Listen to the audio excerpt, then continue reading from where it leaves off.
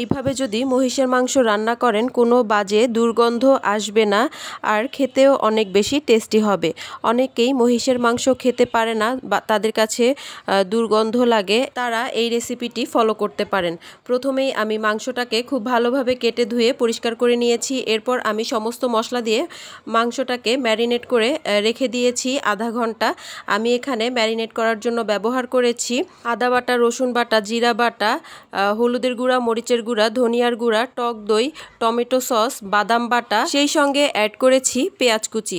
এরপর কড়াইতে তেল দিয়ে তেলটা গরম করে গোটা গরম মশলা এবং সেই সঙ্গে শুকনা মরিচ দিয়ে একটু ভেজে আগে থেকে ম্যারিনেট করে রাখা মহিষের মাংসটা দিয়ে নেড়েচেড়ে ঢাকনা দিয়ে ঢেকে কষিয়ে নিয়েছি সামান্য একটু পানি অ্যাড করে।